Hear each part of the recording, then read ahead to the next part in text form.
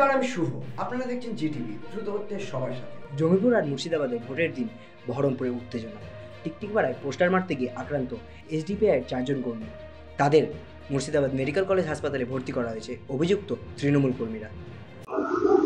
আমরা 4-5 জন মিলে পোস্টার মারতে গিয়েছিলাম একটা গ্রাম, সেটা হচ্ছে টিকটিকিপাড়া নগরাজল। হ্যাঁ, এবার ওখানে আমরা 2-4টা পোস্টার মারার পরে ওখানকার স্থানীয় কিছু লোক এসে আমাদেরকে বাধা দেয় যে পোস্টার মারা যাবে না। তাই বলে আমরা ঠিক আছে পোস্টার মারবো না, তাহলে পোস্টারগুলো তুলে নিচ্ছে। হ্যাঁ, তুলে নিয়ে যাবেন না। তুলে নেওয়ার পরে আমাদেরকে এসে এলো কথাটি মার। হ্যাঁ, তারপরে বলছে যে দেখতে পাচ্ছিস না এখানে কংগ্রেসের বা অন্য কারো নাই, তোরা মারতে এসিস। তখনই বুঝতে পারলাম যে ওরা টিএমসির লোক। হ্যাঁ, প্রচন্ড মারধর করেছে, আমার এইসব জায়গায় মেরেছে এবং ওই হাতে বাঁশ দিয়ে মেরেছে।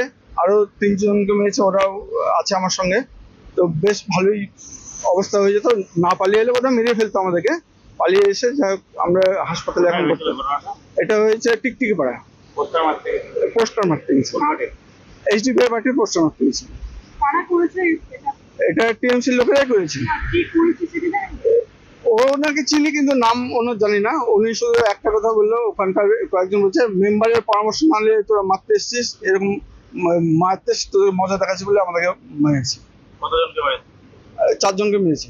ড্রাইভারকেও মারতে গিয়েছিল, গাড়িতে যিনি ড্রাইভার বুড়ো মানুষ, তার জন্য হয়তো ছেড়ে দিচ্ছে তাকে, কিন্তু আমাদেরকে মেরেছে। আমার নাম হাসানুল ইসলাম। ওদের নাম আমার এখন এই মুহূর্তে খেয়াল আসছে না সব। 4 জনকে। আপনারা এতক্ষণ দেখছিলেন জিটিভি, দ্রুত হচ্ছে সবার সাথে।